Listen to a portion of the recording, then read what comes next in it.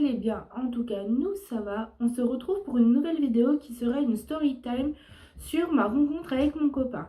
J'espère que cette vidéo vous plaira. En tout cas, n'hésitez pas à liker et à vous abonner si ce n'est pas encore fait. Alors, tout a commencé sur Facebook, en fait. J'étais en live avec un collègue à moi et Dylan était dans ce live. Nous avons commencé à discuter. Aussi, il faut savoir que Dylan était de Belgique et moi de France, ce qui faisait qu'il y avait énormément de kilomètres qui nous séparaient. Et du coup, Dylan et moi avons commencé à s'ajouter sur Facebook, puis à commencer à discuter, à apprendre à se connaître. Et puis, il est arrivé qu'on était dans un groupe d'amis.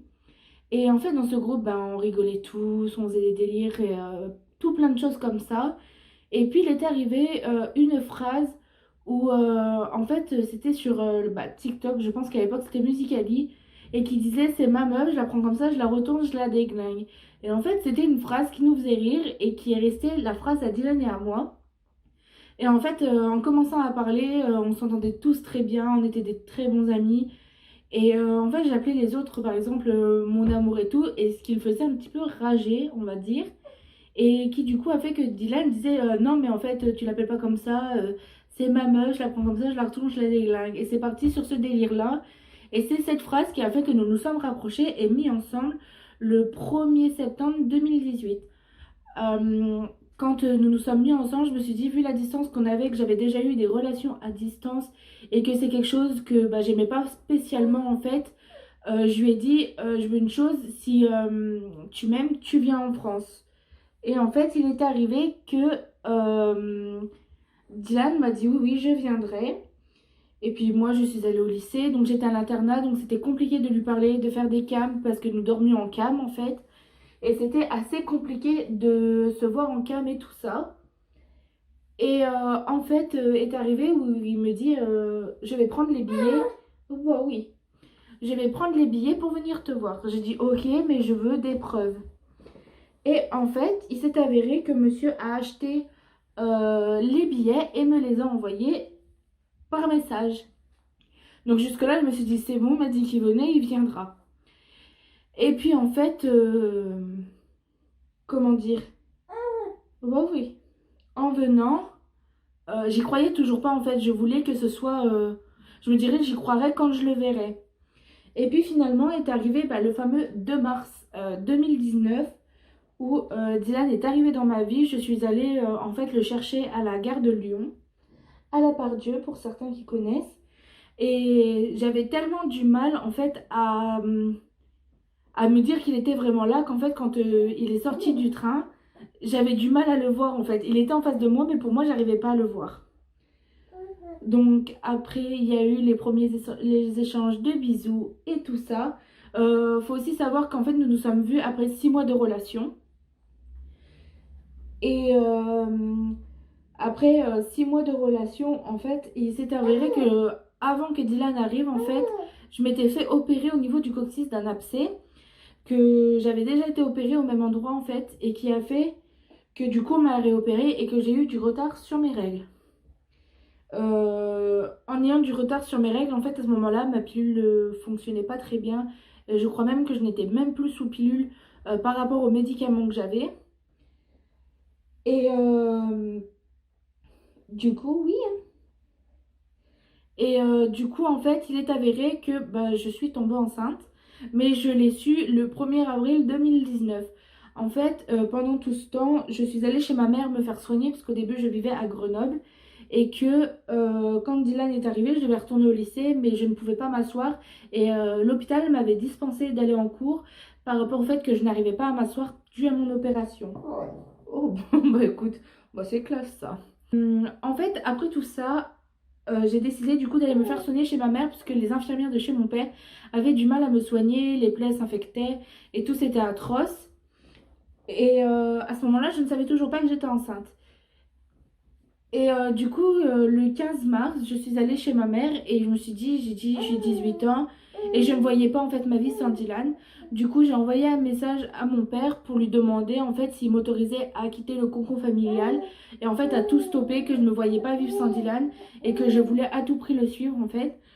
Alors il m'a compris, il a été très triste de me voir partir, Mais il fallait bien que un jour je prenne mon envol.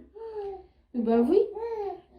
Et en fait, en partant, moi aussi j'ai eu un petit coup de mou et je voulais à tout prix aller voir. Je voulais à tout prix aller voir ma grand-mère car mon grand-père était décédé à ce moment-là, ça faisait 2 ans, 1 an qu'il était décédé et que c'était quelque chose que j'avais très très mal vécu. Et puis en fait, je me suis dit, si je dois partir et que ma grand-mère vient à partir, je ne veux pas m'en vouloir oh bah oui, je ne voulais pas m'en vouloir de ne pas être allée la voir. Du coup, j'ai demandé à mon père si déjà je pouvais aller voir la tombe du coup à mon grand-père. Et, et à aller voir ma grand-mère, d'aller lui faire un bisou. Donc du coup, je suis allée passer l'après-midi à Grenoble, à la terrasse, voir ma grand-mère. Et en, en ramenant ma grand-mère dans la chambre, ma grand-mère me regarde et me dit toi, tu vas avoir un bébé. Alors je ne savais pas que j'étais enceinte, honnêtement. Et je dis bah je sais pas mamie. Et puis du coup elle me regarde et puis elle me dit tu seras une très très bonne maman. Et ça je me rappellerai toute ma vie. Mais mes grands-parents, oh bah, il te raconte des choses. Mes grands-parents pardon, du côté à ma mère sont vraiment des personnes que j'aime, mais genre enfin, c'est les amours de ma vie, je ne vois pas ma vie sans eux. D'ailleurs, mon fils porte le prénom de mon grand-père. Oui, oui. Et ma fille, pardon, aura le prénom de ma grand-mère. C'est une promesse que j'ai faite à mon grand-père avant son décès et que je tiendrai. Donc, je l'ai tenue pour Eden, je la tiendrai pour ma fille. Et puis, je passe l'après-midi, donc elle me dit tout ça. Et le lendemain, je partais. Et ouais. Le lendemain, je partais vivre en Belgique, en fait, avec mon compagnon. Donc, je suis partie vivre quelques mois, 2-3 mois, je pense, en Belgique. Et le 1er avril 2019, je décide d'aller faire une prise de sang parce que j'étais fortement fatiguée. Et au début, je pensais que c'était le train, du fait d'avoir fait la France-Belgique. Et puis au final, je dis, on va quand même, une semaine après, on va quand même aller faire une prise de sang parce que c'est quand même pas normal que je sois fatiguée comme ça. Et ouais. Et l'après-midi, on me rappelle et on me dit votre prise de sang est positive. Alors j'avais fait 8 tests au moins de grossesse qui étaient négatifs et une prise de sang qui était positive. Du coup, je vais faire la prise de sang, tout est positif. Je prends mes premiers rendez-vous.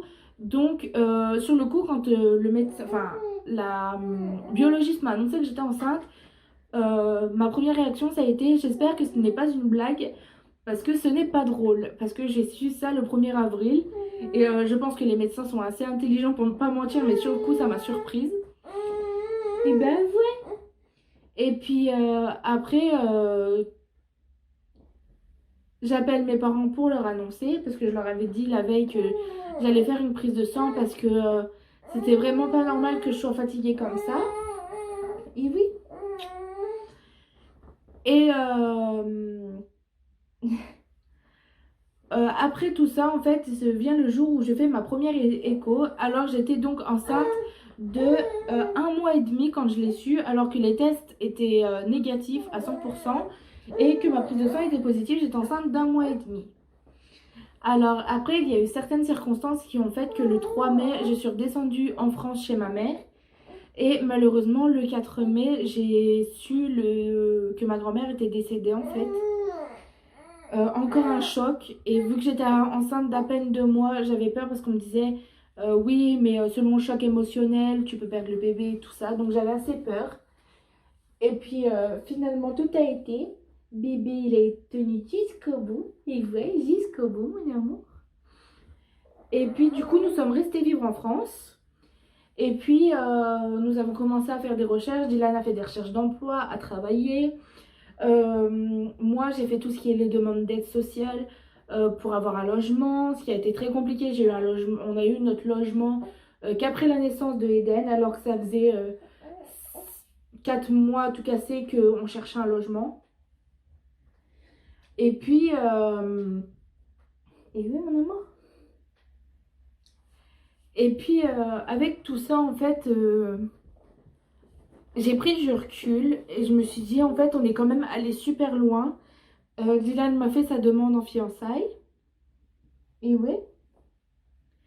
Et puis, on a construit notre petit cocon familial, on va dire. Et puis maintenant, Eden est là. Il voit. Bientôt 6 mois, mon fils. Eden a pointé le bout de son nez. Bah.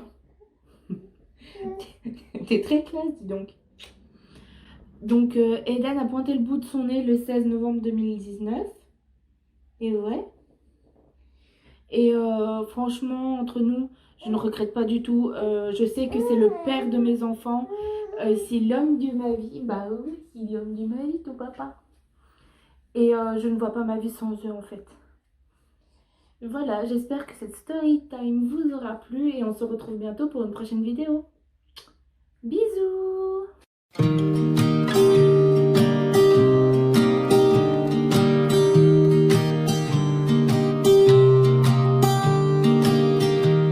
I was never the one to write up a song for just anyone. I was always the one to find myself